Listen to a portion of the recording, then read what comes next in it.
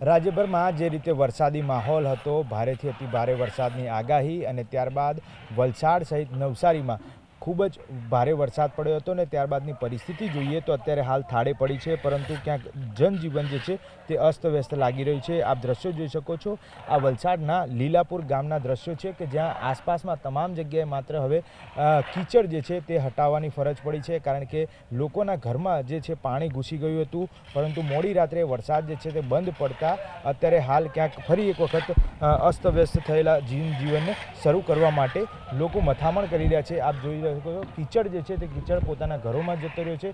માનવામાં આવ્યું છે કે એક માળ સુધી આ જ પ્રકારે પાણી જે છે તે ભરાવાની સ્થિતિ હતી। વડીલ, આ કયો વિસ્તાર છે, કેવી પરિસ્થિતિ હતી કે જ્યારે આ વરસાદ ફૂલ પડ્યો ત્યારે? લીલાપુર ગામ કહેવાય આ, ઔરંગા બ્રિજ, કસ્ટમ બ્રિજ કહેવાય આ। અને જ્યારે વરસાદ પડે છે એટલે કે ઉપર કપરાળામાં બાજુ ઉપરવાસમાં વરસાદ પડે ત્યારે જે પાણી આવે છે એટલે પાણીનો પાછો કોઈ માર્ગ જ નથી કે તેથી જવાનો। અને હમણાં આપણે જે બ્રિજ બનાવ્યો છે એનો બી કોઈ અમને બેનિફિટ મળતો નથી। જે તમે બનાવો એવી રીતે કે ભાઈ કસ્ટમથી કે પિચિંગથી તમે ઇંગરાજ વલસાડવાળાને બી છરવાડાવાળા બી જઈ શકે એ રીતે પ્લાનિંગ કરો।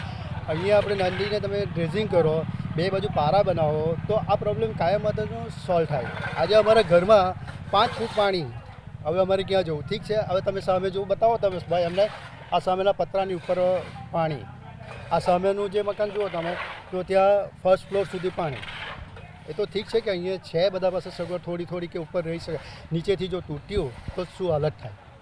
ગઈકાલે જ્યારે વરસાદ પડતો હતો, ફૂલ વરસાદ પાણીના કારણે ભરાઈ ચૂક્યું હતું, ત્યારે કઈ રીતે પરિસ્થિતિ હતી? આપ કઈ જગ્યાએ રહેતા હતા? બધા અહીંયા કઈ રીતે રહેતા? બધા પોતાનો ફર્સ્ટ ફ્લોર છે, પણ એટલું એના પર કોન્ફિડન્સ બી નહીં થાય કે ક્યારેથી પાણીનો જે ફોર્સ આવે છે ને એટલે ક્યારથી નીચેથી જો તૂટ્યું તો શું હાલત થાય? એટલે બધા પોતપોતાની રીતે ઉપર તો રહ્યા છે, ભૂખા તરસ્યા રહ્યા છે, કોઈ જાતનું કોઈ વ્યવસ્થા મળી નથી। આજે જ્યારે પાણી ઓસર્યું છે ત્યારે અત્યારે શું કરી રહ્યા છે? હમણાં અમે બધા સફાઈ કરી રહ્યા છીએ, જે તમે વિડીયોમાં જોઈ શકો છો। અત્યાર સુધી અમને કોઈ પૂછવા આવ્યું બી નથી કે શું પરિસ્થિતિ હતી। એક આ તમે ફર્સ્ટ ન્યૂઝવાળા છો કે જે અમને તમે આવ્યા છો। બિલકુલ, તો જે રીતે અહીંયા કોઈ નથી પહોંચ્યું તેવા પ્રકારની કમ્પ્લેન લીલાપુરના સ્થાનિકો જે છે તે કરી રહ્યા છે। કારણ એ છે કે આસપાસ તમામ જે નીચાણવાળો વિસ્તાર છે ત્યાં માત્ર પાણી જ ભરેલા હતા। લગભગ એકાદ માળ સુધી જે છે તે આ પાણી આપ દ્રશ્યોમાં જોઈ શકો છો કે અહીંયા આગળ સુધી પાણી હતા અને ત્યારબાદ પાણી ઓસરતા ફરી એક વખત લોકો જનજીવન જે સામાન્ય થાય તે માટેની મથામણ જે છે તે કરી રહ્યા છે। રાજ્યભરમાં છેલ્લા 24 કલાકથી ભારેથી અતિ ભારે વરસાદ જે ખાસ કરી નવસારી અને વલસાડ જેને અલગ અલગ ગામો છે, ખાસ લીલાપુર ગામ જે છે તેની વાત કરીએ તો લીલાપુર ગામમાં કાલે એટલો વરસાદ હતો જેને પગલે અનેક ઘરો જે છે તે પાણીમાં તરબોળ થઈ ચૂક્યા હતા। આ દ્રશ્યો જે છે લીલાપુર ગામના કે જ્યાં આગળ છીપાવાડ નજીક આવેલા ગામમાં લગભગ તમામ ઘરો જે છે તે પાણીમાં ડૂબી ગયા હતા। જે રીતની પરિસ્થિતિ જોઈ શકાય છે કે તમામ ઘર વખરીનો સામાન જે છે તે પાણીમાં ડૂબી ગયો હતો। કીચડ જ કીચડ જે છે તે ઘરના તમામ જગ્યાએ જોવા મળી રહ્યો છે। દ્રશ્યોમાં જોઈ શકો છો તે પ્રમાણે ખૂબ જ મોટી સંખ્યામાં નુકસાન જે છે તે પહોંચ્યું છે। હવે લોકો યથા પરિસ્થિતિ જે છે તે થાળે પડે તે માટે પાણી જે છે તે ઓસરી ગયું છે અને ત્યારબાદ પોતાનું ઘર જે છે તે ફરી એક વખત શરૂ કરી શકાય તે માટેની જે કામગીરી છે તે કરી રહ્યા છે। આપ દ્રશ્યો જોઈ શકો છો અને તે ઉપરથી અંદાજ લગાવી શકાય કે જે રીતે કીચડ હતો અહીંયા આખા ઘર જે છે તે ડૂબી ગયા હતા। અત્યારે હાલ લોકો પાણીના માધ્યમથી પોતાના ઘરની સફાઈ જે છે તે કરી રહ્યા છે, જેથી કરી ફરી એક વખત જીવન જે અસ્તવ્યસ્ત થઈ ગયું હતું પાણીના કારણે તે ફરી એક વખત શરૂ કરી શકાય। આપ માધ્યમથી જોવા માગું છું કે જે રીતે લોકો પોતાના ઘરની સફાઈ કરી રહ્યા છે તે પ્રમાણે ગઈકાલે તેમની હાલત કેવા પ્રકારની હોઈ શકે છે। ઘરમાં તમામ ઘર વખરી જે છે તે માત્ર ને માત્ર કીચડ અત્યારે જે છે તે જોવા મળી રહ્યો છે। આ જે ઘર માલિક છે તેમની સાથે વાતચીત કરવાનો પ્રયત્ન કરીશું। વડીલ, આ જે ઘર જે છે કાલ કેવી સ્થિતિમાં હતું? કેટલા કલાક પાણીમાં રહ્યા અહીંયા આગળ? કાલે રાતના 1 વાગ્યાનું પાણી હતું ને આજે ઉતાર્યું છે પાણી। કેટલે સુધી પાણી હતું? પાણી તો આખું ઘર જ ડૂબી ગયેલું કે પાણી કે આ પતરા નજીક તો પાણી આવી જ ગયેલું। અને અત્યારે હાલ જગ્યાએ પરિસ્થિતિ કેવી છે? ખાસ કરી હવે ઘરની પરિસ્થિતિ સુધર્યા બાદ આપ કેવી રીતે ફરી સ્થળાંતર કરશો? હા, ફરી એક વખત સ્થળાંતર કરવા માટે લોકો જે છે તે જીવન શરૂ કરી રહ્યા છે, કારણ કે જે જગ્યાએ આપ જોઈ શકો છો તમામ ઘરની દિવાલો છે ત્યાંના ટાઇલ્સ છે, આ બધી જગ્યાએ માત્ર ને માત્ર કીચડનો મલબો જે છે તે અત્યારે હાલ જોવા મળી રહ્યો છે. અને ફરી એક વખત જીવન શરૂ કરવા માટે લોકો જે છે તે મથામણ કરી રહ્યા છે. આપ દ્રશ્યમાં જોઈ શકો છો તમામ જગ્યાએ કીચડ જ કીચડ છે.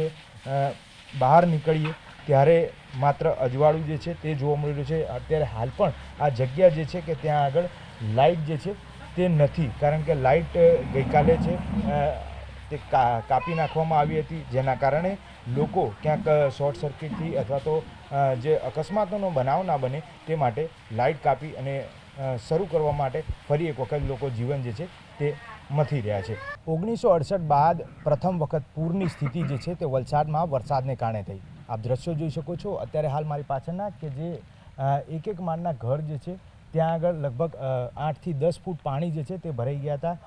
સદનસીબે પાણી અત્યારે ઓસર્યા છે, વરસાદ બંધ થયો છે, પરંતુ જે રીતે કચરો જે છે તે દેખાઈ રહ્યો છે અને તેની જ કારણે પરિસ્થિતિ જે છે તે લોકોમાં પૂરની પરિસ્થિતિને કારણે ભય ચોક્કસથી છે. અત્યારે હાલ પાણી ઓસર્યા છે. સ્થાનિકો આપણી સાથે છે, તેમની સાથે વાતચીત કરીશું. કેવી પરિસ્થિતિ છે? કેટલા વર્ષ બાદ આ પ્રકારનું પાણી જોયું? અત્યારે હાલ વરસાદ શાંત છે. 68 પછી બહુ મોટી રેલ આવી છે, પણ છેલ્લા 2016માં રેલ આવેલી ત્યારે પાણી આટલું આવેલું હતું, પણ તેના કરતાં પણ આ રેલ ઘણી મોટી છે. 16માં જે રેલ આવેલી ત્યારે એવું કહેતા હતા કે આ નદી જે છે નદીની આગળ આખો પાળો બંધાવવો જોઈએ. પહેલેથી એ વાતો ચાલે છે કે જો પાળો બંધાય તો ગામમાં પાણી નહીં આવે, પણ આ પુલ બન્યો, અડધો પુલ બન્યો, પ્લસ પુરાણ ઘણું બધું થઈ ગયું, તેના કારણે નદીનું પાણી બધું આ બાજુ ફંટાય છે ગામમાં. અને ગામની તમે હાલત જોવો છો, બધા નગરમાં 8-8, 10-10 ફૂટ પાણી છે, ખાવા માટે કંઈ જ નથી. ગઈકાલે મેં મારી જાતે 100 નંબર ડાયલ કરીને ઇન્ફોર્મેશન આપી હતી પોલીસને, મારું નામ પણ ત્યાં નોંધાયેલું છે.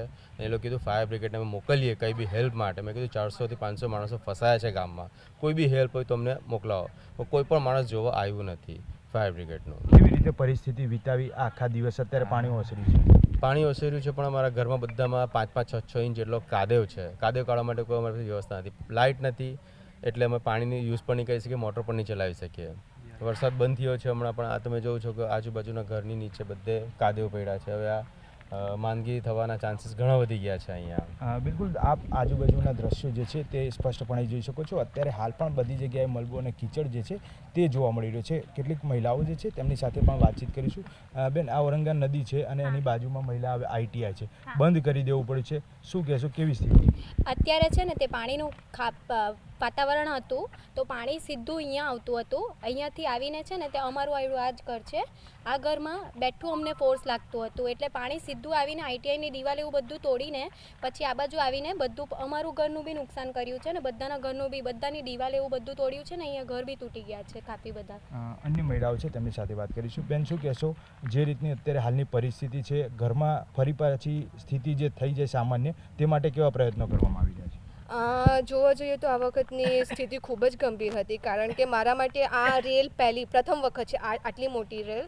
અને મારા ઘરમાં એક સિનિયર સિટીઝન પર છે, મારા દાદી છે, લાઈક ખૂબ જ 85 એજના છે, અને ખૂબ જ અમારા લોકોએ તકલીફ જોવા પડી છે, બિકોઝ ના કોઈ સેફટી હતી અને કોઈક IDF તરફથી પણ કોઈ જ સેવા કરવામાં આવી નથી. અમને એવું હતું કે બોટ એવું કંઈક આવશે તો અમે લોકો દાદીને મોકલી દઈશું, ઇવન અમે પોતાનું પણ વિચારતા હતા, બટ આ વખતે મને અહીંયા સુધી પાણી આવતા હતા ઘરમાં. તો એ પ્રકારે અમારું ઘર થોડું નીચા વિસ્તારમાં છે, અહીંયા જ છે આગળ. તો આ રીતની પરિસ્થિતિ હતી અને ખૂબ જ નુકસાન થયું છે. ફર્નિચરથી લઈને, કપડાથી લઈને, ઇલેક્ટ્રોનિક્સ વસ્તુ, બધી જ વસ્તુ ડેમેજ થઈ છે. ઇવન અમારા વ્હીકલ્સ પણ નવા બ્રિજ પર મૂક્યા હતા, પણ એના ઉપરથી પણ પાણી ગયું છે, તો એ પણ ખૂબ જ ડેમેજ થયા છે.